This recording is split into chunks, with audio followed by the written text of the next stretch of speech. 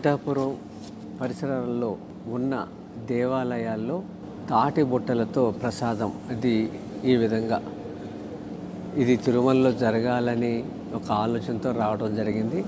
ముందుగా పిఠాపురం నియోజకవర్గంలో దీన్ని ఇంప్లిమెంట్ చేద్దాం అని ఆయన చెప్పడం జరిగింది.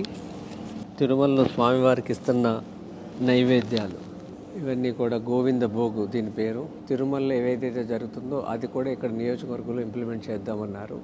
అలాగే ఇక్కడ చూస్తున్న ఈ మట్టి వినాయకుడు ఈ ప్రభుత్వం రాగానే మొదటి పండుగ 100 విగ్రహాలని అక్కడున్న యువకులకి ఎకో కాంటెస్ట్ అనేవి పెట్టి భక్తి శ్రద్ధలతో నిమజ్జనం చేస్తే పర్యావరణ రహితంగా ఇంతవరకు భారతదేశంలో ఎక్కడ అలా జరగలేదు.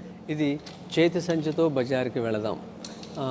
ఒకప్పుడు 40 ఏళ్ల క్రితం ఇలా అలవాటు ఉండేది. పిఠాపురం అనే పేరుతోనే ఈ వస్తువులన్నీ మనం తయారు చేసామనుకోండి, స్థానికంగా వాళ్ళకి ఒక ఆదాయం వస్తుంది. రెండోది అదొక మోడల్గా నిలబడుతుంది. ఈ అవకాశం ఇచ్చిన పవన్ కళ్యాణ్ గారికి మనస్ఫూర్తిగా అభినందనలు, ధన్యవాదములు.